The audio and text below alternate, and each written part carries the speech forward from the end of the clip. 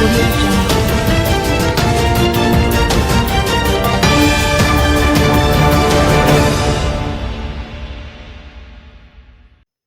JCF warns public of scam impersonating police commissioner.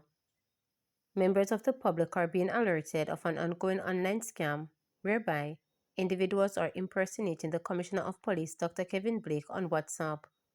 According to the JCF in a release on Tuesday afternoon, the fraudsters attempt to engage on unsuspecting individuals in conversation on the message app and then request urgent assistance in purchasing items for an important cause while insisting on confidentiality.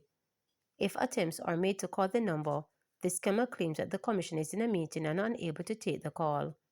The JCF said that neither the Commissioner of Police nor any other member of the constabulary would solicit financial or any other assistance in this manner. We urge the public to exercise vigilance and be wary of online scams. If you receive such a message or any other suspicious request, do not engage. Instead, report the incident to the police immediately, the JCF stated. Individuals are being encouraged to follow JCF verified communication channels for official updates and information. Individuals who suspect fraud are being urged to report it to the fraud squad at 876-922-2374 or contact Crime Stop at 311, Police Emergency at 119, or the NIB tip line at 811. Alleged gangster shot and killed by police in Ethnam Park. A St. Catherine man was fatally shot by the police after he allegedly engaged them in an armed confrontation on Monday in Ethnam Park, Spinestone, St. Catherine. He has been identified as 24-year-old businessman Aidan McIntosh, otherwise called Addy, of Ethnam Park. About 3:15 p.m., a police party was on patrol when a group of men in an unfinished house reportedly caught the attention of members of the team.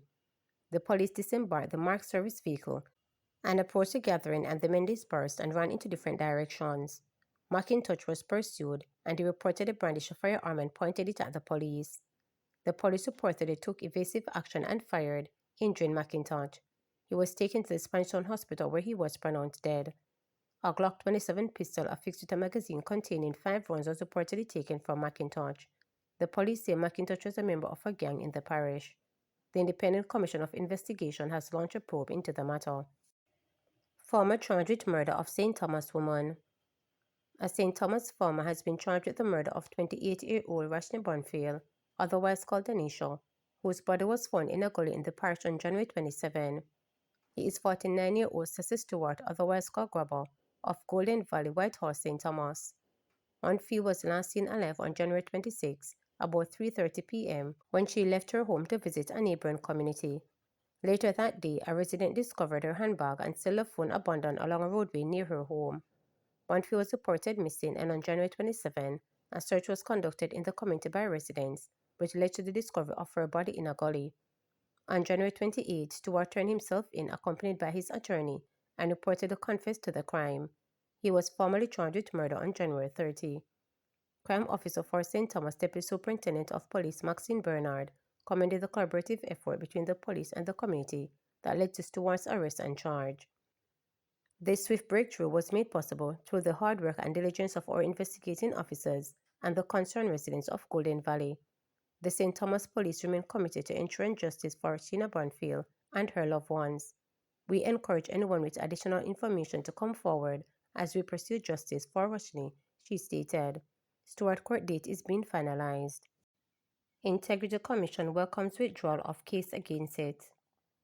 The Integrity Commission has welcomed the withdrawal of the case that was brought against it by Norman Brown, a business partner of the Prime Minister Dr. Andrew Holness, although noting that it's believed Brown's case would ultimately have been unsuccessful. In a media release on Tuesday, the Commission said Brown's decision will avoid the Commission incurring costs and expending resources to defend the claim. Brown had sought judicial review of sections of an Integrity Commission report that questioned his company's tax compliance and potential conflicts of interest arising from his chairmanship of 2 state agencies, the Urban Development Corporation and the Housing Agency of Jamaica, that report to Holness. While the court allowed him to challenge the tax-related findings, it rejects his bid to contest the report's comments on potential conflicts of interest. The report suggested that the similarities between the 2 state agencies that Brown chairs and his relationship with the Prime Minister pose significant conflict of interest concerns. Brown expressed his disappointment with the court's ruling on the conflict of interest issue, which was a central part of his claim. The withdrawal comes just weeks before the final hearing in his judicial review case, which was scheduled for February 25th. The substantive matter would likely have been set for after Holness' case, which is due to start on October 13. Brown's legal challenge stemmed from ICG's report on Prime Minister Holness' finances, particularly focusing on the tax finding of the Estate Bridge Development Limited, a company in which Brown is a shareholder. The report raised concern about Estate Bridge's interest income in 2021 and its nil tax return, which were referred to Tax Administration Jamaica. Project STAR, Minister of Justice, forged partnership to strengthen community-based interventions. Approximately 1,500 residents across 5 targeted Project STAR communities, Parade Gardens and Rose Gardens in central Kingston, Maypen West in Clarendon, Savannah Lamar in Westmoreland, and Salt Spring in St. James are set to benefit from a newly signed Memorandum of Understanding between Project STAR and the Ministry of Justice. The agreement, which was signed recently at the Ministry's Constant Spring Road offices in Kingston, aimed to empower communities by enhancing access to justice services, promoting conflict resolution, and strengthening family structures. Keith Duncan, co-star of Project STAR, underscored the importance of the agreement, as he said some individuals in these targeted communities oftentimes have challenges resolving conflicts. The initial reaction is to quarrel and fight and get into violence. We can interrupt that, and this is a project that I believe is going to play a critical role in that. I am grateful and happy to be here to be able to sign this MOU with the Ministry of Justice, he stated. Speaking at the signing ceremony, Minister of Justice Delroy Truck said the partnership will create a bridge between the former justice system and the people who need it most.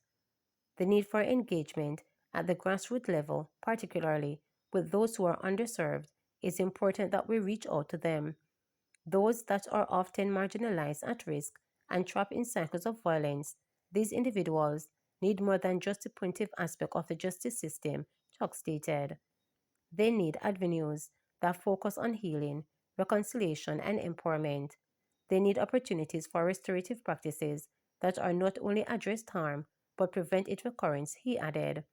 Tuck noted that the implementation of restorative services, victim services, and child diversion requires more than top-down policy approach. These are services that must be shaped by the reality of the communities. By engaging with individuals that are directly affected by these services, we ensure that they are not just imposed from outside but are relevant, accessible, and fully responsible to the needs of those who will use them, he emphasized. Duncan said that a majority aspect of the collaboration is training and certifying facilitators in conflict resolution and restorative justice. Additionally, the MOU will enable case referral to the Ministry of Justice's Restorative Justice, Victim Services, and Child Diversion branches. Community members will also gain access to legal aid and key justice services, facilitated by mobilized efforts within Project STAR's existing community hubs. Recognizing the crucial role of strong family structure in crime prevention, Duncan said that the initiative will also support the rollout of parenting groups. This approach stemmed from community-identified priorities during the development of Community Transformation Action Plan, where residents pinpoint weak family structures as a primary issue. Through economic and social projects, Project STAR seeks to address these challenges holistically. In partnership with the Jamaica Constabulary Force, Social Development Commission, and other key agencies, the initiative will promote preventative measures over punitive ones. Crime prevention is our focus. We want to empower citizens before conflicts escalate, reducing the need for law enforcement interventions, Duncan stated. The MOU further solidifies Project STAR's governance framework with oversight provided by stakeholders including the Jamaica Constabulary Force. Other key partners such as Hart NSTA Trust, the Ministry of National Security and the Ministry of Labor and Social Security will also contribute by providing skills training, social benefits access, and documentation support to individuals in under-resourced communities.